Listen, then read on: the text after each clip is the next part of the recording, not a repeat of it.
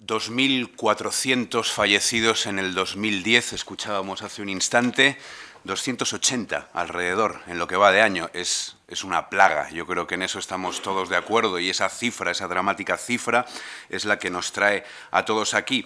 Pero mucho me temo, señor ministro, que mientras en otros países de nuestro entorno ya se hacen políticas más eficientes y más innovadoras, en España seguimos anclados en una parte del problema, la normativa, que si bien a través de políticas como la de carné por puntos se ha mostrado muy eficiente, nunca conseguirá, y creo que usted lo sabe, detener por sí misma la sangría que supone este drama.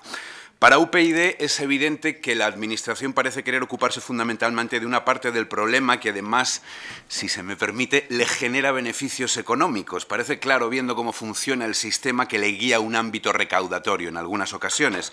Y además vemos otras dificultades que vamos señalando siempre en otras comisiones.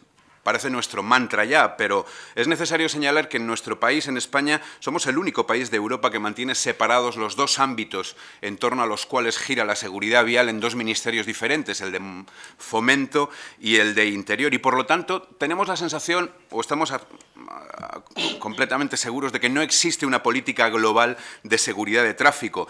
Y porque además también debemos de decir que, además de caer la responsabilidad en los conductores y en los vehículos, esas dos primeras Cs de las que hablaba Convergencia y Unió, es hora de que hablemos de esa tercera pata, de las carreteras o de la responsabilidad que tienen las administraciones por las deficientes infraestructuras. Señor ministro, 1/3 de nuestras carreteras están en mal estado y además aquí nos encontramos con otro lugar común del que nosotros hablamos con frecuencia. Tenemos que hablar de 4 ámbitos diferentes de responsabilidad: la estatal, la de las comunidades autónomas, la de las diputaciones y la de los ayuntamientos. Y de nuevo, como siempre, tenemos que hablar de nula coordinación, de falta de recursos y de dudas competenciales. Señor ministro, hay miles de puntos negros. Yo creo que ni siquiera es tan necesario señalizarlos y saber dónde están. Sabemos dónde están la mayoría. La pregunta es, ¿en qué fase estamos en cuanto a su eliminación? Porque uno viene escuchando preciosas teorías y cosas muy estupendas sobre qué vamos a hacer con ellos, pero también tenemos la sensación de que siguen ahí, de que no se ponen la energía y sobre todo los recursos suficientes para eliminarnos. Y también, hablando de carreteras nacionales, ¿qué ocurre con el resto de nuestras vías? Porque la Administración construye nuevas carreteras, pero tenemos la sensación de que no arregla las que ya hay. Y por otra parte, existen muchas normativas sobre firmes, drenajes, señalizaciones, marcas viales, etcétera, etcétera, que no se cumplen. Y si una administración no cumple, no arregla una señal, no coloca o coloca alguna de forma ilegal o inconveniente, uno tiene la sensación, o no, es así realmente, de que no asume ninguna responsabilidad. ¿Hasta cuándo esa injusticia de que siempre paguemos los mismos, de que siempre seamos los conductores o los viandantes los que asumamos todas las responsabilidades de los accidentes que ocurren?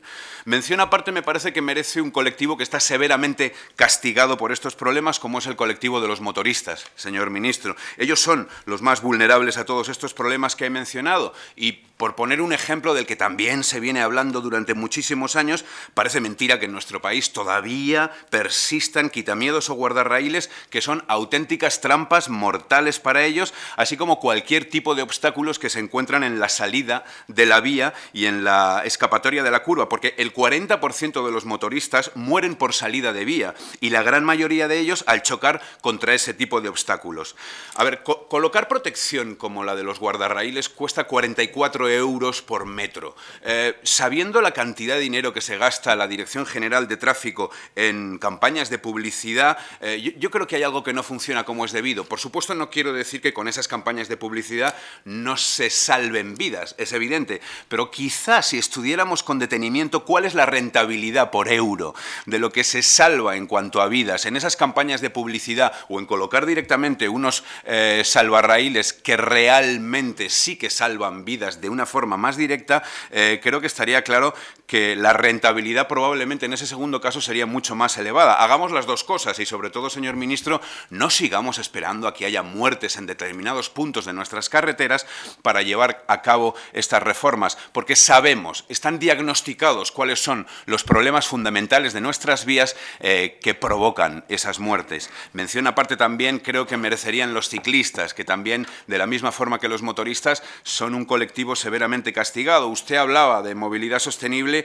y hablaba de que cardiovascularmente hablando es muy bueno ir en bici. Uno tiene la sensación de que cardiovascularmente hablando es muy bueno, pero uno se juega la vida en nuestras carreteras y en nuestras ciudades, y creo que podremos hablar de algún muerto cardiovascularmente muy saludable que ha encontrado esa muerte por el peligro que supone para ellos, para los ciclistas, caminar no solamente por las carreteras, sino también por ciudades, sin ir más lejos, como la de Madrid. Son dos ámbitos los que yo decía en los que debemos trabajar. Está claro que el normativo creo que está suficientemente cubierto por las administraciones, pero debemos hablar del educativo.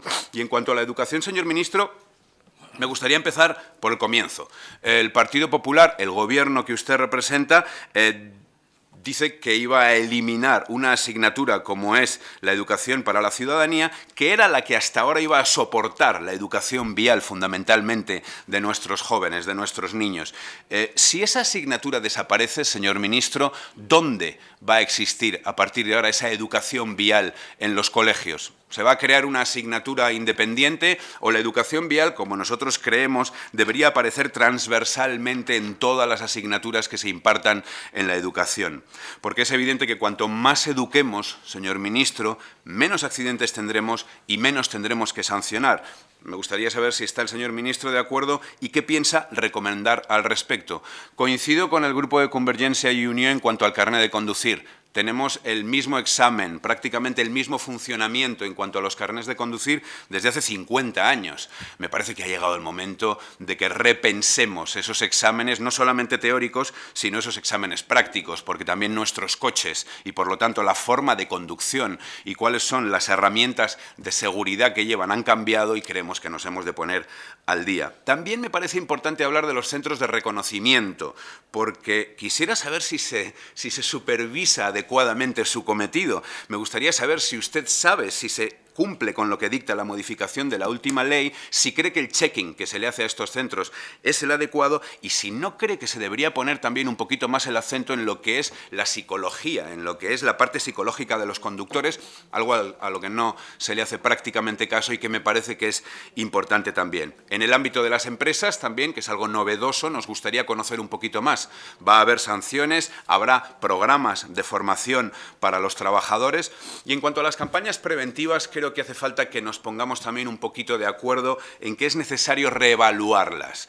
Creo que en ocasiones nos olvidamos de determinados colectivos, de determinadas edades, criminalizamos en exceso a unas y nos olvidamos de otras, y quisiera saber si también no cree usted que las asociaciones de productos alcohólicos se deberían involucrar un poquito más en este aspecto y asumir una parte del coste que generan todas estas campañas. Por poner otro ejemplo concreto, me parece importante también señalar que si los padres, cuando salen de la consulta de un ginecólogo o cuando ven a un pediatra, salen completamente cargados de material en cuanto a la alimentación o el cuidado o las vacunas de sus bebés, creemos que sería importante también que se preocupara usted, señor ministro, de que salgan cargados también de cuáles son todas las prevenciones que deben tener a la hora de llevar a sus niños en los coches, porque nos parece otro tema importante en el que debemos trabajar. Bueno, hay otra parte de la que no he oído hablar y que me parece importante. Señor ministro, ¿qué hacemos con la tercera edad? ¿Qué hacemos con los mayores? En cuanto a varios ámbitos, en cuanto a los carnets de conducir, en cuanto a su reevaluación para ver si son aptos o no, pero en cuanto a otra cosa fundamental, en el 2050 creo que es creo que tengo por aquí el dato, el 33% de nuestra población será mayor de 65 años. Creo que esto nos empieza a obligar a repensar determinadas cosas, algunas tan sencillas como el tamaño de nuestras señales, los números, las letras y otro tipo de cosas que creo que deberíamos ir ya aplicando en las carreteras y también en los exámenes, etcétera, etcétera, como he dicho antes. Acabo, señor ministro, con algo que nos parece especialmente grave, pero también quisiera preguntarle acerca de los controles de alcohol, porque una parte de esa percepción ciudadana que existe acerca de que a la Dirección General de Tráfico le guía un ánimo recaudatorio, me parece que está fundamentada en dónde están colocados algunos radares y también en qué tipos de controles se hacen. Es evidente que los controles de alcoholemia están dando resultados, tenemos que seguir con ellos, pero es evidente, como usted ha dicho, que tenemos que ampliar esos controles a otro tipo de drogas que está demostrado que están haciendo que muchos conductores vayan en situación irregular y que además estén provocando accidentes. Uno tiene la sensación de que esos controles no se hacen porque son más caros.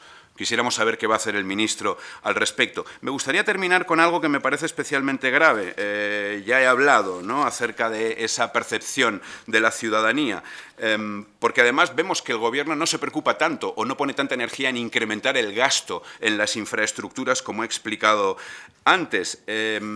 Por cierto, me gustaría saber si está el ministro de acuerdo o no con cuáles son las penas por conducir borracho, si le parece o no que deben ser endurecidas, porque comparándolas a veces con otro tipo de asesinatos, y esto es un asesinato, el coche en manos de un borracho es un arma muy peligrosa, me gustaría saber si le parece de justicia cuál es la comparación entre ambas penas. Pero para terminar, como le quería decir, me gustaría, tengo aquí un documento al que comúnmente se le denomina como la RAI, es la puntuación que se le otorga a los guardias civiles de tráfico mediante el cual se establece un plus de productividad que además puede ser muy importante.